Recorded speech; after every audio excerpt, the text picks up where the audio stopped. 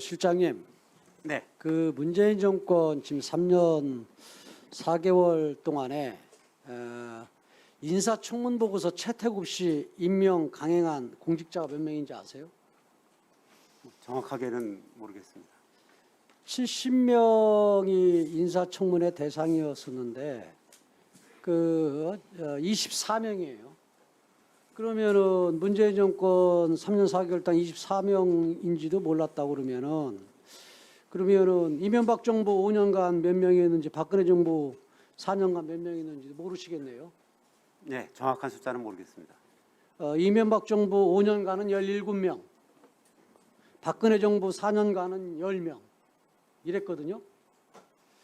그런데 이명박 정부나 박근혜 정부보다도 문재인 정부는 더 잘해야 되겠다 해서 과거 정권을 비판하면서 2017년 대선 당시에 위장 전입, 누문 표절, 세금 탈루, 병역 면탈, 부동산 투기 등 인사 배제 5대 원칙을 제시했어요. 거기에다가 2017년 11월에는 음주운전, 성 관련 범죄 추가해서 인사 7대 원칙 발표를 했는데 그러면은 지금 4명인데 24명 중에서 노영민 실장님이 실장되고 난 다음에 몇 명인지 알아요? 청문회 보고 채택 없이 임명 강행한 공직자가? 정확하게 모르겠습니다. 실장님 그러시면 안 되죠. 어떻게 보면은 인사추천회 위원장님인데 이 정도는 대략 알고 있어야죠. 그만큼 이 부분에 대해서 무책임하고 무감각하게 지금 생각하고 있다는 거죠. 지금 24명 중에서 실장님이 실장 되고 난 다음에 14명이에요. 그런데 아까 내가 왜 이걸 질의를 하느냐면은 김도읍 의원이 인사검증 책임 이런 부분에 대해서 물어보고 추미애 장관 시절도 물어보고 그러던데 문제 없다고 판단했고 하면서 아주 당당하게 얘기하시던데 우리 실장님 과거에 국회의원 하실 때 뭐라고 했냐면은 이명박 정권 하에서는 위장 전입, 석연찮은 병역 미필 등은 문제조차 되지 않는 하찮은 일이 돼버렸다. 민주정권 시절에 결코 용납되지 않았던 결격 사유가 이명박 정권에서는 문제도 되지 않는 가벼운 사안이 됐다. 이런 얘기들을 했어요. 네, 말씀드릴까요? 네. 네, 저희들은 일단 7대 원천 배제 기준을 엄격하게 적용하고 있다라는 말씀을 드리고요. 그러면요. 네. 알았어요. 그러면 그 하나로 제가 답변 좀 이따 답변하시고 그러면 엄격하게 했는데 이명박 정권 5년간 17명, 박근혜 정부 4년간 10명하고 비교해서 지금 24명이나 3년 4개월 동안에 그런데 이게 그러면은 야당이 발목 잡아서 그런가요? 청문 보고서 채택은 정부가 하는 게 아니고 국회가 하는 것입니다. 그러니까 그럼 네. 국회가 잘못한 거, 국회가 발목 잡은 거고 저희들은 그것도 야당이 발목 잡은 겁니까? 청문 보고서 채택을 하지 않았다는 것이 자격이 없다는 것이 아닙니다. 청문 자격이 보고서를 없으니까 문제가 아닙니다, 돼서 논란이 아닙니다. 돼서 청문 보고서를 자격이 없다라고 채택해 주시면 되는 겁니다. 그것도 채택입니다. 아니죠. 그런데 자격이 없으면 자격이 없다라고 청문 보고서를 채택하면 됩니다. 그럼 과거는 그러면은 왜 채택 안 해줬는데? 노영민 실장님, 과거에 민주당은 왜 안 해줬는데요? 국회가 정치적 쟁점으로 인사청문회를 들여다보면 그러니까 정치적 쟁점이라고 봅니까? 그래서 현 정권 모든 사안에 대해서 그렇게 이중잣대되고 위선적이고 내로남불적이니까 화가 나는 국민들이 많아요. 네? 그렇지 않습니다. 저희들은 7대 원천 배제 기준에 아무래도 대해서는 옛날 과거 민주당보다는 엄격하게 적용하고 저희 있습니다. 미래통합당이 발목 적게 잡아요. 그리고 기본적으로 투쟁심이 적어요. 예? 그럼에도 불구하고 이렇게 많은데 그렇게 변명 늘어놓으시면 누가 믿겠어요? 그래서 위선적이고 이중잣대라는 거예요. 아마도 이 20대 국회에서 여소야대 국면에서 아니죠. 우리끼리 할 문제가 아니고 현찰은 물건 시장에 내놓고 났는데 그거 고르라고 그러면은 안 고른다고 지금 시장에서 안 고른다고 고객한테 책임을 돌립니까?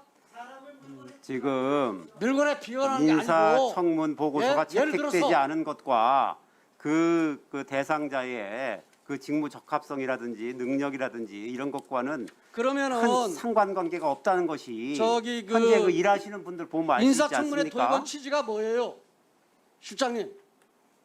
네, 그 직을 수행하기에 적합한 전문성과 자질, 능력을 검증하는 것이라고 생각하고 있습니다. 능력 검증하는데 능력 검증했으면 검증한 대로 뭔가 이 저기 대통령이 임명을 하느냐 철회를 하느냐 해야죠. 이거 있으나 마나한 거죠. 아니 인사청문 보고서를 국회가 채택하는 것이지 정부가 채택하는 게 아니지 않습니까?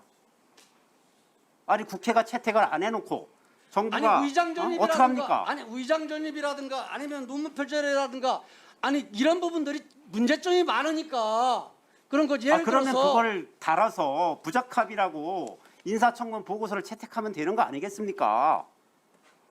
그렇게는 청문 보고서를 했죠. 채택하지 않고 채택하지 않은 숫자 카운트 예를 해가지고 예를 들어서 지금 김대지 국세청장 같은 경우에 기재위에서 의장 전입했다고 자기가 본인이 인정했어요. 그럼에도 불구하고 우리 채택해줬어요.